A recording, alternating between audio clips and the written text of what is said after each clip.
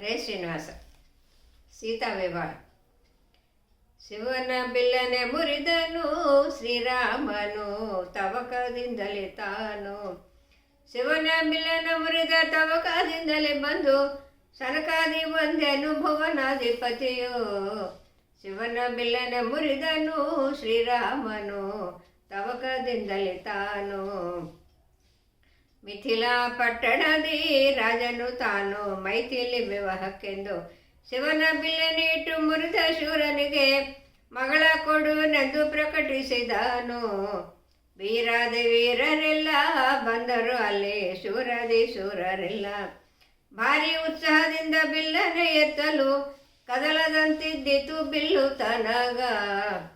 ವಿಶ್ವಾಮಿತ್ರರು ನೋಡಿ ರಾಮನಿಗೆ ಕಣ್ಣು ಸೊನ್ನೆಯ ಮಾಡಲು ವಿನಯದಿಂದೆದ್ದನು ಶಿವನ ಬಿಲ್ಲನ ನೋಡಿ ಕಣ್ಣಿಗದ್ದಿಕೊಂಡ ಬಹಳ ಭಕ್ತಿಯಲ್ಲಿ ಮನೆಗೆ ಮನಸ್ಸಿನಲ್ಲಿ ವಂದಿಸುತ್ತ ಬಿಲ್ಲನ ಎತ್ತಿದನು. ಕನಕ ಪ್ರತಿಮೆಯಂಥ ಜನಕ ಶಯನ ಕಂಡು ಹೆದೆಯನ್ನೇರಿಸುತ್ತಲೇ ಮುರಿದನು ಧನುವ.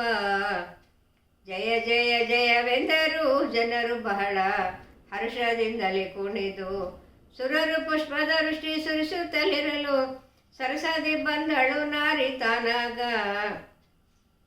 ಕುಂಕುಮಾಂಕಿತೆಯು ತಾನು ಬಂದಳು ಅಲ್ಲಿ ಪಂಕಜಲೋಚನೆಯು ವಂಕಿ ತೊಳನೆ ಬಿಡಿದು ವಯ್ಯಾರದಿಂದಲೇ ಶಂಕಿಸಿದ ನಿಂತಳು ಸಭಾ ಮಧ್ಯದಿ.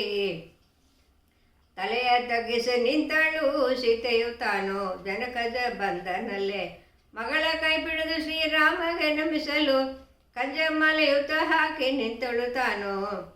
ಜನಕ ಜಕರ ಪಿಡಿದು ಶ್ರೀರಾಮನು ಜಾಮತ ತಾನಾದನು. ಜಾನಕಿ ಸಹಿತ ಅಯೋಧ್ಯೆಗೆ ಬಂದನು ಜನನಿ ಜನಕರಿಗೆ ವಂದನೆ ಮಾಡಲು. ಅನುದಿನದಲ್ಲಿ ಪೇಳಲು ರಾಮನ ನಾಮ ಘನಭಕ್ತಿ ಹುಟ್ಟುವುದು.